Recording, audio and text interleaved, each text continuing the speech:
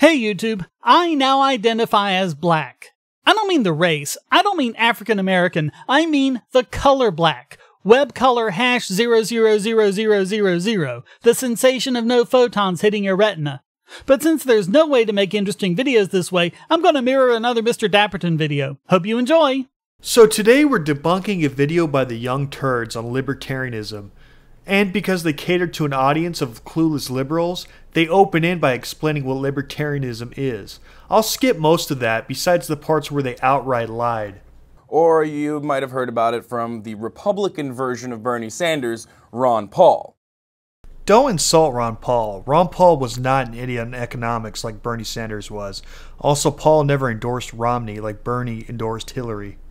However, on social issues, some of the libertarian policy positions are actually more progressive than an Occupy Wall Street drum circle. Except that drum circle, or the left in general, isn't socially progressive at all.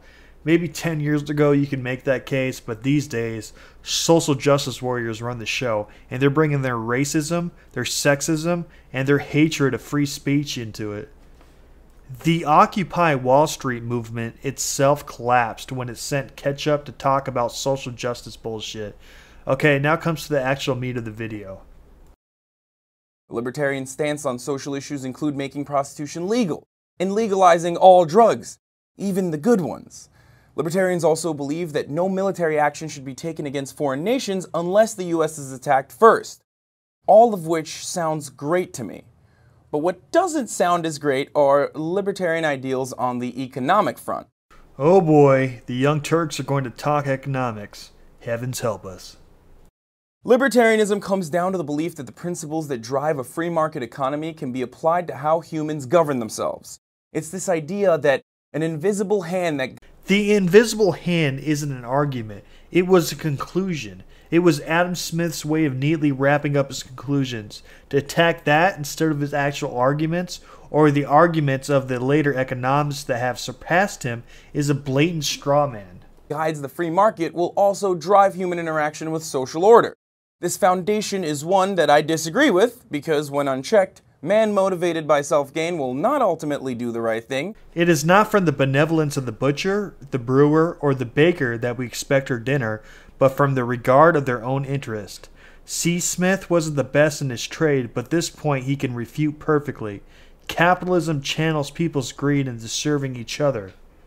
This is why there are criminals, those who commit crimes, even when there is a system that actively tries to prevent it. The system doesn't actively try to prevent crime. It's the biggest criminal of them all.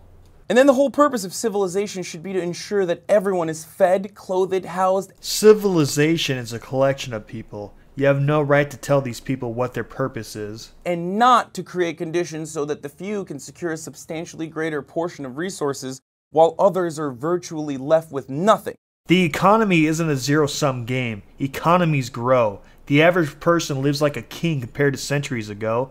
Just because some have more doesn't mean others have less. So in a libertarian society, who protects the unprotected? Who defends the rights of the defenseless? He's talking about protections and massive quotation marks, like the minimum wage and regulations. These are nothing more than safety blankets at best, and socialism for the rich at worst. The cost of minimum wage credits are at best passed to the consumer, meaning you're doing nothing, and at the worst they mean unemployment. Regulations help the rich by keeping out competition. After all, who has money to hire a lawyer to decipher 80,000 pages of regulations and start a business, and who doesn't? Even libertarians acknowledge that a free market will drive a larger wealth disparity. Absolute horseshit. I already talked about how regulations drive up wealth disparity. The Fed does the same by raising the price of living while driving up stock and real estate prices, the two things rich people put their money into. Subsidies are just plain free money for the rich. Get rid of these things and you'll have a lot less difference between the rich and the poor. Which some believe will be offset by the trickling down of wealth and technology. Idiot liberals everywhere, say this with me. Trickle down economics does not exist. No one believes that. It's a retarded straw man you created since you can't measure up to actual economics. CGT, a French union? This is a strike, one of the national sports. Sorry, but what the fuck does this have to do with libertarianism? But wealth inequality paired with deregulation creates an opportunity for haves to rule over the have-nots. Yes, massively diminishing the government's power or getting rid of it completely will lead to government power. What is this, homeopathy? This is one of the many reasons for regulation. So 80,000 pages of regulations lead to more freedom? Fucking brilliant. To ensure that the rich few do not impose their will unjustly or destructively on the poor multitudes. How? One of the left's favorite things to do is muddy the water when it comes to oppression. Using the government to fuck over groups of people they don't like? That's just being progressive. Giving money if I do something? Oppression! This is an attempt to distract from the real oppressors. Them. Another libertarian belief is the idea that the government should not be allowed to impose its will on the citizenry. However, in a truly free market that promotes freedom of contract and deregulation, employers have a right to force rules that would never be permitted in our current democratic systems. If I pay you money to wear a kilt, are you being literally forced to wear a kilt? No. I mean, your current democratic system puts people in a cage because they had a plant. So shut the fuck up. Libertarianism is a rich man's ideal. It ostensibly gives ultimate freedoms and choice to everyone at the cost of helping the helpless. More helpless have been lifted out of poverty by the free market than the state could ever in a million years. It completely ignores the reality of economic forces. Yes, an idiot who thinks that trickle-down economics is a real thing will tell us how much he knows about economic forces. I'm all ears. Which compel the poor to take jobs they don't want to. Life is cost versus reward. Everything has a cost and a reward. To expect things that are only reward is childish and idiotic. And live where they don't want to just because they have to. They don't have to. A libertarian society will literally allow them to build a lice-ridden hippie commune in some dark forest no one owns. If that's something they want to do. You can't completely deny that. You I just did, bitch. Deal with it. can't not see that reality. There's actually nothing to see. All you have seen are paranoid delusions brought on by a drug of an ideology you have.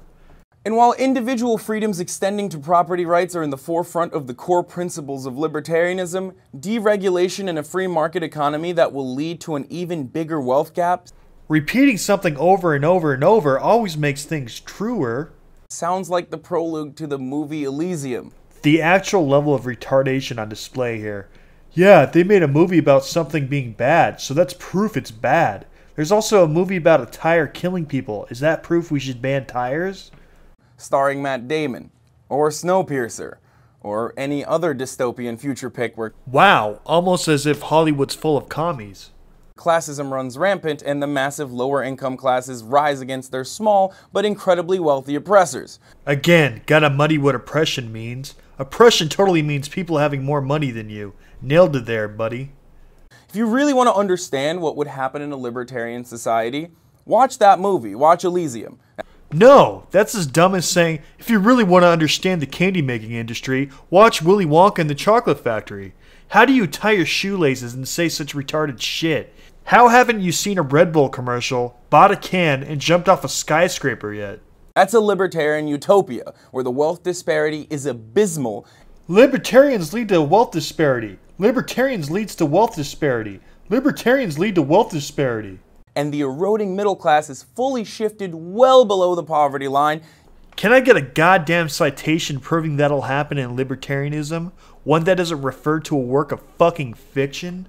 Yes, we will likely continue to make technological advancements that allow for like robotic arms like the ones that Matt Damon uses in that movie, but increasingly in service to a narrower and narrower segment of the population. Sorry, what? The most free market sectors of them all, IT, has made it possible for pretty much all the populations to be able to watch your bullshit. You know that. That's why you're addressing the video to the poor and middle class, yet you still make this idiotic claim? Now, you may see the poor or the underclass as weak. You may see them as the losers in this giant meritocratic experiment that is the libertarian ideal. But weak as they are, there are going to be a hell of a lot more of them than there are of you. So in the hopes of avoiding the fate of the monarchy during the French Revolution, maybe it's best to retain welfare and at least a modest social safety net. Today's equivalent of the monarchy before the French Revolution isn't the rich, it's the politicians. Those very same politicians you grovel to so they can save you from the spooky, scary businesses. I guess there's a bit of truth in what you're saying. How do they keep their power? Well, besides by pointing at the rich and saying, "Oh, he's rich. Isn't that scary? Aren't you jealous? You need me or else he might give you money in return for something." And that's oppression somehow. They also give you handouts in the hopes you won't complain as they strip one freedom from you at a time. And you know what? It fucking works, because there are too many idiots like you. If for no other reason than to keep them from grabbing their pitchforks and turning on you. Think of it as like a riot tax. Oh, communism and libertarianism are similar because I'm an intellectually lazy piece of shit. If you actually looked into communism, you'd find out that the theory is complete crap. It's based on economic equivalent of creationism. The labor theory of value, something refuted as often as creationism, but still believed by some people for same reasons. Any society built on communist blueprints automatically fails thanks to the calculation problem. In the end, libertarianism is similar to communism. Yes, the literal opposite of communism is similar to communism. How do you function? I know that sounds a little crazy, but hear me out.